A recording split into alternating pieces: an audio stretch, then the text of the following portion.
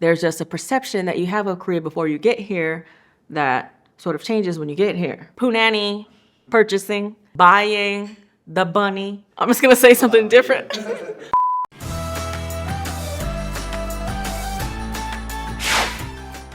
Hello friends and family, this is Megan Moon, aka Talnutbiguksaram.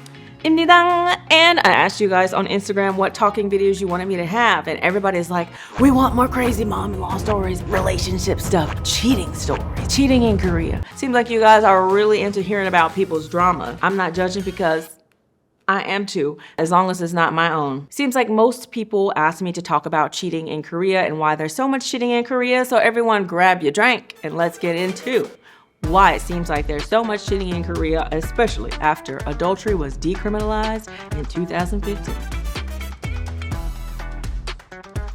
There are so many reasons, from PR, prostitution being rampant. There's a lot of psychological issues, marital issues, and just a rise of sexless marriages that seems to be causing it. We're gonna get into all of these issues. But first, let's get started with the law. In 1953, a law was put into place that criminalized adultery. It was punishable by up to 2 years in prison. And it was put in to sort of protect wives, because at that time, especially, most wives were housewives. They were very financially dependent on their husbands. You know, if a man went out and got someone else and sort of left her, like, what is she gonna do? But in 2015, it was sort of no longer deemed to be necessary. Like, women are working to a huge rise of, women also cheating as well. But as soon as it was repealed, a lot of condom companies reported that their stocks shot up by like 15, 20%, like immediately. So I guess there was a lot of people who were like, yes, let me go and sow my wild oats,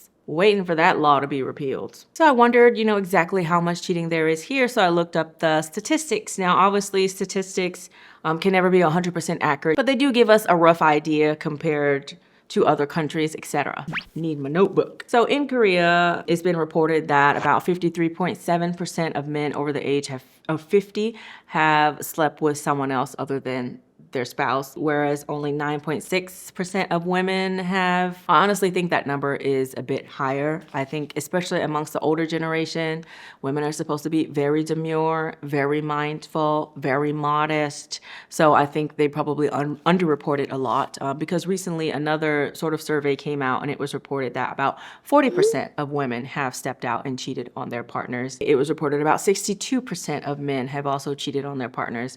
So again, we can never really fully know. And it's interesting because in Korea, the likelihood of cheating goes up with age, but just comparing Korea to the other countries, statistically, in the US, apparently 23% of men have cheated in marriage, and about 13% of women have cheated in marriage. But on average, Korean men tended to have about 12 different partners that they cheated on their spouse with, whereas women have had about 4 on average different partners that they've cheated with. So why is that? Why are the rates so high? I've been scouring the internet about cheating in Korea from Korean media, news, etc. Obviously, there's no way to 100% know, but these are just the main things that I found. So one of the first reasons why a lot of people are saying there is a lot of cheating is just because of accessibility and ease with which people can cheat, simply because PR, prostitution, is very rampant in Korea. It's something that surprised the hell out of me when I first came. Because when you see Korean dramas, like, everything seems so innocent. Like, if you're watching a drama, the main, male, female leads don't even kiss till like the second to last episode in the whole season. And the fact that PORN is illegal here, there's just a perception that you have of Korea before you get here that sort of changes when you get here. When I first came to Korea in 2012, I had some friends, Steph and Richard, who lived down in Suwon. And so I went to visit them at Suwon, and just from Suwon Station, literally over yonder, you could just see pink lights coming from an alleyway. They were like, oh yeah, that's the red light district down there. You wanna go see it? And I was like, sure. We just walked down the street and literally there's just glass, like you can see right from the subway station, alleyway. It's just like a lot of shop storefronts. So it's glass windows, and in each store, there's just a stool, and then a woman sat on the stool. And behind her is just a white wall and then a door. And so some of the store shops, there's no woman there, just a stool. So you're assuming she's in the middle of work. As time goes on, I've run into less and less of those sort of red light districts. I think they're making more of an effort to hide it a little bit, but still, there's so many places you can go. There's the Nore Town, which are like the karaoke places you can go, the room salons, massage parlors, like, so it's so much easier for people to step out on their marriage. There were some interesting statistics that came out, and that was about 40.5% of men in Korea viewed hiring a PR prostitute was not considered to be cheating, whereas 15% of women thought that it wasn't cheating, if you paid for it. And in the same survey, about 56.1% of men admitted to paying for those type of services in their life. And apparently the average of the people on how many times they've done it was about 6 times. So it was something that they had done multiple times. So one of the reasons why it seems like so many men have partaken in paying for those kind of services is because a lot of business meetings or boss or like work sort of bonding dinners include going to the karaoke places or room salons, and there's apparently pressure from your superiors or your bosses to partake in those activities. But what happens a lot of time is the boss will say, hey, I'll pay for, a girl for you, which one you want. And a lot of men feel a lot of pressure to go along with that, because if you don't, your superiors could sort of harass you into it. And a lot of people fear that later on, like if there's some sort of promotion or anything like that, that they'll be looked over because they didn't participate. But yeah, I've heard a lot of stories about foreign people being so like shocked because their superiors or even their family members, their uncles, their whoever just saying, hey, let's go to the room salon, I'll do this, sort of talking about it so casually. I've even heard stories of people having to be the one to like set up these things for their boss to go to like take other clients out or to do whatever they do at like these meetings. And it's especially accessible because there are love motels everywhere on every corner. And love motels are exactly what it sounds like. You can rent out hourly and the fee is usually pretty cheap. But one thing you notice about love motels is when you go into the parking lot, there's always like these sort of curtains that are blocking the way. So when people get out of the car, you can't see their faces. And that's because people know that if people are going to a love motel, it's typically not because they're going with their wife. As all of these hotels know that their clientele is some cheating ass folks. I mean, there are even elderly women prostitutes who can solicit elderly people in parks. There is this phenomenon called the bakas ladies. And bakas is like this Korean energy drink that old people like. And so apparently in the parks, they will ask older gentlemen if they would like to buy some bakas. And then that's sort of how they started being called the bakas ladies. But these older women who sell their bodies are anywhere from 50s all the way up until 80s. Like I think the oldest woman who was caught for selling her body in one of the parks was about 84. And they typically center around an area called Jongno-gu. Apparently there used to be a lot of them in one park, maybe around 400, but then the police started cracking down on it a little bit. So it's estimated that maybe there are about 200 elderly women who are selling their bodies in that park. But basically if you are older men in Korea, people know where they can go to easily access that. And it's very cheap too. Like the bakas ladies, their average fee is about 20 to 30,000 won, which is about like 18 to 27 USD. So not very expensive at all. There's even actually a movie called The Bakas Lady. And apparently it's a really good movie. It has a really good famous Korean actress in it. But it's just the story of a bakas lady, how she got into the situation of having to sell her body in the park. And it also highlights the sad reality of elderly poverty in Korea, which I think is a totally another issue to go over for another day. I say all that to say, is quite accessible for men who want to cheat literally everywhere. So outside of accessibility, it seems like one of the biggest reasons why a lot of people turn to cheating is just the rise of sexless marriages. There's so much content these days, and it's one of the hot issues that a lot of psychologists and divorce lawyers and anybody who's just studying psychology or knows about it are talking about sexless marriages nowadays. It even has a slang term in Korean. They call it sexless bubu. So sexless is just sexless with a Korean accent. And then bubu means married couple. It always makes me giggle because bubu, doo-doo-doo in English. And then also, as a millennial that I am, when I was little, I watched Yogi Bear. Yogi Bear's sidekick's name is Boo Boo, and he's always like, hey, Boo Boo. So anytime I say Boo Boo, It makes me giggle. The word boo-boo means married couple. But sexless boo-boo, it started like that and then it actually got shortened to lis boo-boo. But apparently the rates of sexless marriages are a bit higher in Korea than they are in other parts of the world, about 10% higher. So I was watching a lot of videos about lis boo-boo and like what it is, but it seems like the main root of the issue is just really that lack of genuine connection and emotional connection in the marriages. It seems like a lot of people are lacking intimacy and the ability to really talk and share their emotions and talk about deep-seated issues that they're having. So I mentioned this in the video when I was talking about why marriage in Korea is hard. I mentioned how the previous generation didn't really allow their kids to speak up about things that made them uncomfortable, or they didn't really allow an environment for their kids to confide in them the things that were bothering them. And whenever they did, the parents would sort of get angry. So a lot of people learned to not really share their emotions or to really share like how they feel. And so it seems like over time, a lot of couples here drift so far apart, but still don't really know how to go about repairing the relationship to really get to like what the issues that they have are. And it feels like a lot of people here think that if they speak up about issues, then the person won't like them and then the relationship will crumble.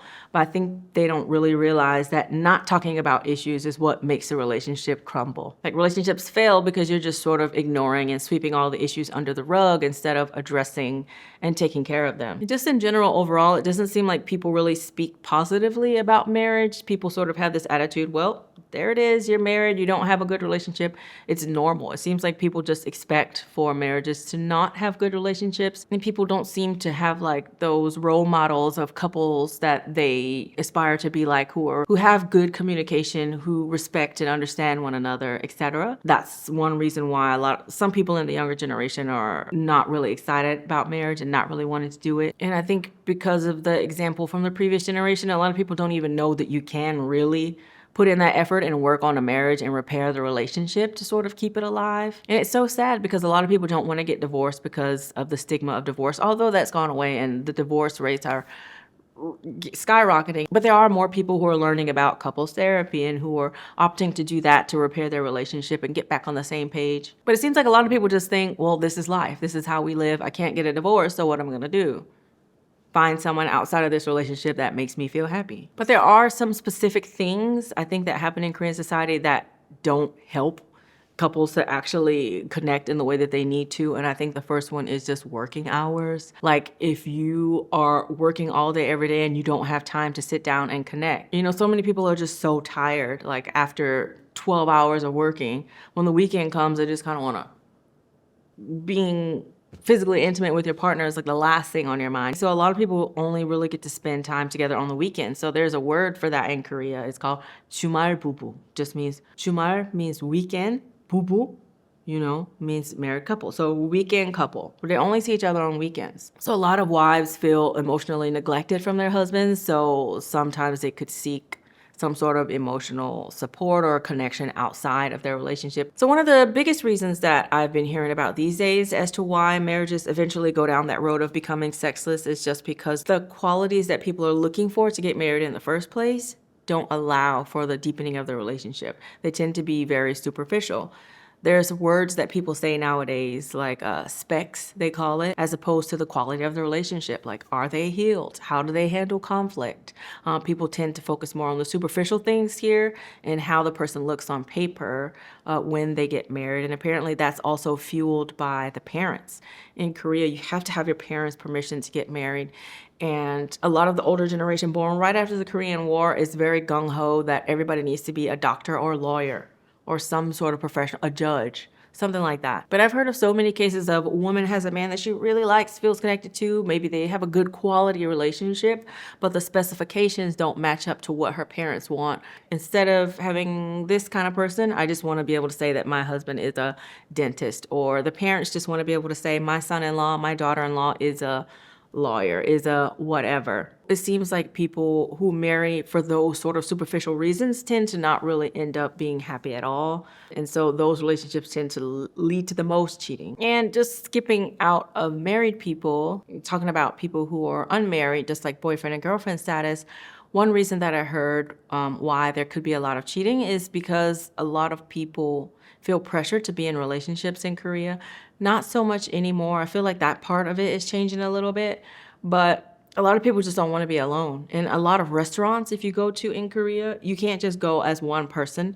Like the minimum purchase that you get is for 2 to 3 people, and it's one big dish and like a selection of side dishes that go along with it. And so a lot of people don't want to just be alone. So sometimes they hold on to relationships that maybe aren't the best for them, where they don't match until they find someone else. A lot of psychologists have been talking about nowadays as to what keeps, the couples from actually forming the bond that they need to have a long, continuous, happy marriage. Is just that they don't take the first 3 years to really bond with one another. And apparently that's something that's very important. Almost like it is for when you first have a new baby. They say the first 3 years is the most important time for building that bond and that secure attachment with the parents. So that's why they say if you're going to send your kid to daycare, it's better to do so after 3 years of life. Apparently in a marriage, the first 3 years are very important too. But the couple needs to take time to just decide how they're going to live, to match each other, to change certain habits that they need to change, they learn how to talk to each other, they learn the things that make each other tick. Like it's the real, one psychologist called it the golden time. And of course, it doesn't mean you don't talk to anyone, only two of you hang out together. But that's the time where you need to sort of block and set up boundaries around family influences. Emotionally separate from your parents and sort of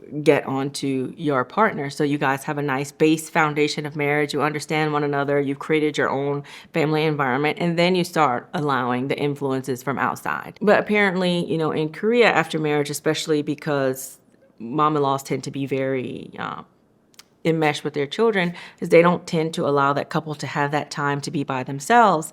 And there's this sort of guilt that Korean people feel for just being happy with their partner and figuring out things and not including their parents in their married life. There's sort of this pressure to allow everyone to be sort of enmeshed together, and that sort of keeps a wedge between the spouses from actually forming the emotional bond that they need. And it seems like a lot of people are sort of guilted into not doing so and to continue to focus on their parents even after marriage. There's this other concept in Korea that I've heard psychologists talk about, and that's that there are different types of marriage. One of the type of marriage is 부모 중심, which means parent-centered marriage. The point of your marriage is to make your parents happy. You include the parents in your marriage. Then the next type is called 자녀 중심. 자녀 is kid, focus on the kids. And that's where you two relationship is not really there. You're just fully focused on the kids. And the point of your relationship is the kids.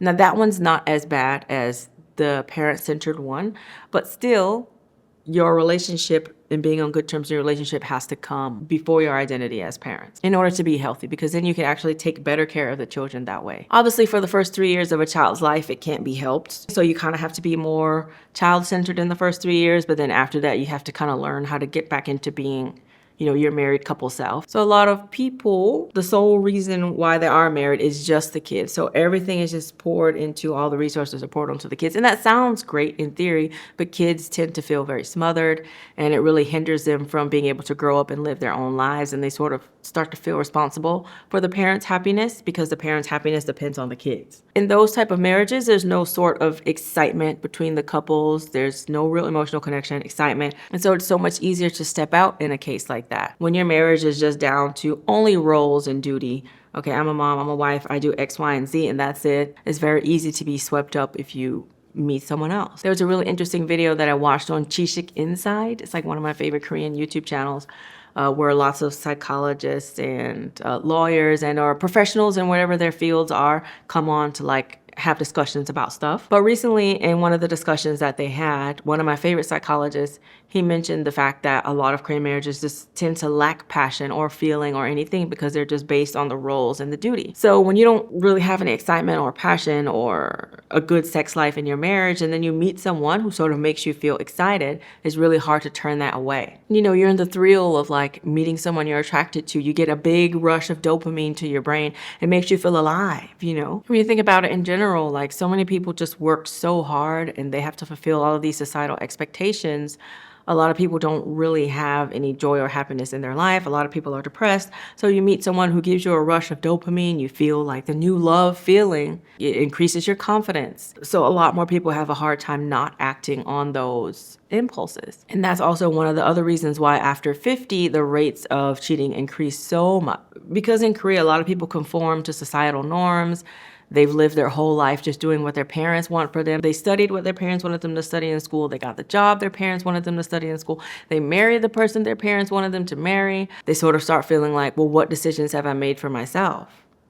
Like, what do I even want to do? Like, who am I? And when you couple that with the fact that Korea is a very hierarchical society, so a lot of people feel like they don't get the respect that they want or deserve. So when the midlife crisis that usually happens, it's been reported that in Korea, they feel it even more. And a lot of people aren't really taught how to take care of themselves mentally and emotionally. They're taught you're a good person if you set aside everything you want and just dive into helping and doing things for other people. So for a lot of people, this is like a way for them to finally do something that they want. It seems like it's sort of a distraction from reality for some people, and it sort of helps some people regain their confidence and just sort of feel loved and supported again. I'm not condoning it. I don't want you to think that I'm saying that it's a good and positive thing that they are doing that. I'm just telling you the reasons why I've heard. It's sort of similar for women after 50 as well, especially in the previous generation. The women just put their whole life into taking care of their kids. And so when their kids are finally grown and gone out of the house, especially if their kids are setting up boundaries, the moms are like, well, what do I do? Like, my identity was just based on being a mom my whole life. Like, I don't know.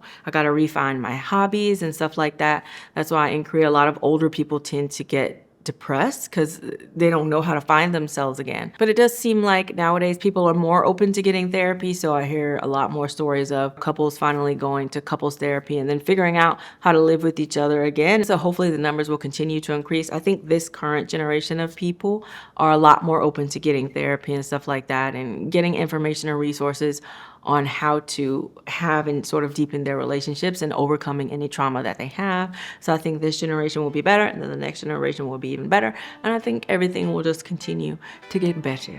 But anyway, there is a lot of things that we couldn't even really begin to cover in this video. There is so much information on it, and humans are just so multifaceted, and we have so many things going on in our brains that it's impossible to fully know. But what we do know is that there are some high rates of cheating here, and these were just some of the reasons that I come across and some of my thoughts and ideas and things that I had found online and what I think about it. So let me know what you think about it in the comments down below. Also, if you type in like cheating in Korea Reddit, there are some really juicy stories down there if you want something to do in your own time. But I hope that you enjoyed this video. If you have other topics that you want me to talk about, let me know down below. If you like this video and you'd like to see more videos, please subscribe to my YouTube page, which is down below. Don't forget to follow me on Instagram, Twitter, TikTok, like me on Facebook, and I will see ya.